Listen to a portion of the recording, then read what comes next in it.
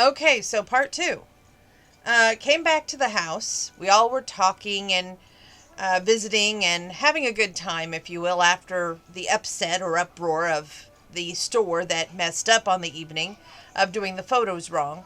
We discussed that, and we got over that, even though we probably won't be using that store again in the future, but I will be taking, well, for photos and videos, but we will probably still be using that store for other needs. But anyway, we had a good time discussing, laughing. I wish we would have went back through the lights for Mackenzie's sake, because I know how much she enjoys the lights, but we didn't.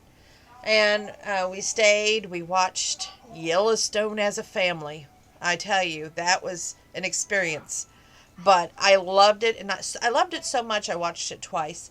And I know everybody's like harping about the language, but let me just say a couple of things here, okay? If you're out there with a whole herd of cattle that have pink eye, okay, you're not going to say, golly darn willikers, or gosh damn nabbit. You're going to be probably angry. You're going to be like thinking before you speak. You're going to be like, one thing is going to lead out of your mouth. And if you watch RFD TV, which is Rural Network Television, has nothing to do with Yellowstone. This is just a segue into cowboys. They always show on, they used to show. I don't know if they do it anymore or not, because I haven't watched RFD in a long time, but they used to have something called Cowboy Church. So I'm sure, after a long, hard week of cowboying, these cowboys probably go to something called the Cowboy Church for forgiveness of their potty mouths. But, like I said, if you're out in a real life situation, you're not going to stop and want to clean up your language. You're probably going to be like really angry, really frustrated, because cattle is cash. So that's the way I'm sorry, people. That's just real life. That's the way it is. I'm sure they go to church afterwards, but ease up on that, okay? I had some more questions than answers after watching this Yellowstone episode tonight.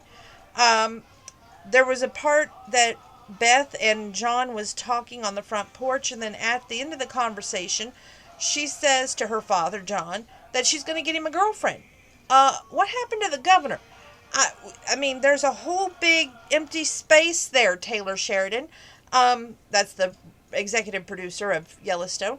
We haven't really seen her at all this season, and throughout the other seasons, she was a big important factor in John's life. John didn't even bother to say, hey, no, I have the governor in my life, or nothing like that.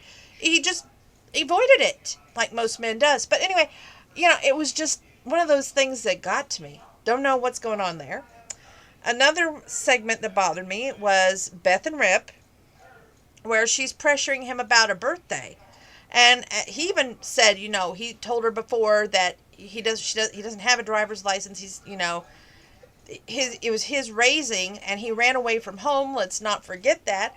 And I haven't forgotten that he took his dead mother's wedding ring off that ring finger, and I have yet to see that on Beth's finger. I have yet to really see a proposal from Rip to Beth, even though it seems like, I don't know. There's just so many unanswered questions this season, and I know with Yellowstone, Sheridan is a talented writer and producer, and it's like a beautiful onion that blooms, that each level is a bloom, but it's driving me insane. I need answers. However, at the episode when it ended tonight, and we've seen the preview for next week, which, by the way, Thanksgiving, they're running a marathon of Yellowstone, and I may tune in from time to time, but we still have some Christmas movies that will be hitting the week of Thanksgiving, so it's going to be pretty stiff competition, even if it is Rip, the sexiest cowboy alive. But anyway, just saying, more questions than answers. But Jamie, when he took that file and he looked at that prisoner's associates, if you will, his biological father's name was on that piece of paper, Garrett.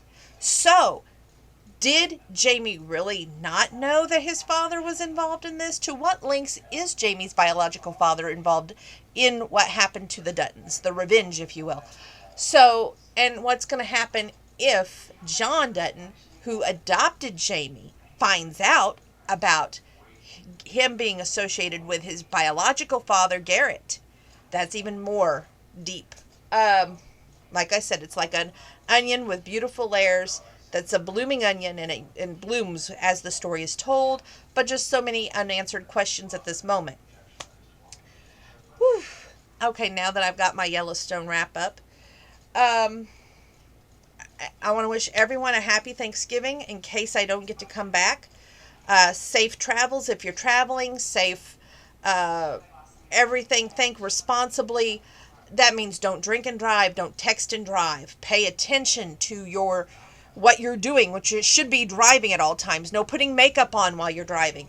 You can go to your destination without makeup. It's not that you're not that necessary of a movie star that you have to arrive in full gear. Okay? I would also say put some prayers up. This is going to be another stressful time for yours truly. I in the morning have an early morning jaunt to take Heathcliff to the vet, and I'm praying not only for my safety, because we all know Donna's never.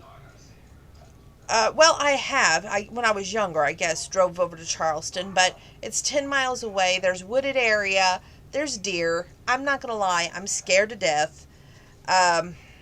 Furthermore, I want to get there safely back to and from, so that's what I'm asking for prayers for, as well as little Heathcliff's safety and well-being as well. Hopefully we get some answers. It's not going to take very long, and they can hopefully get him under control with his little bladder problem, I guess is what we're going to call it. Thank you for tuning in.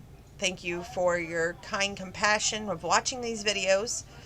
And like I said, there's a lot I haven't said lately, and once everything happens and my worries and my fears subsides over some of the things in my life, and if some of the people will grant me the okay to share, even though if you watch on one of the videos of the walkthrough, the lights, it was brought up closely, but I'm not allowed to focus on it because that person has asked me not to. So I'm trying not to focus. I'm trying to be a strong oak, but every oak sometimes in a strong wind has a branch that breaks off and needs a little time out personally. Maybe that's what I need right now, is it just a time out, because sometimes the older I get, I don't know if it's the wiser I get or the more I over-examine some things. That could be too.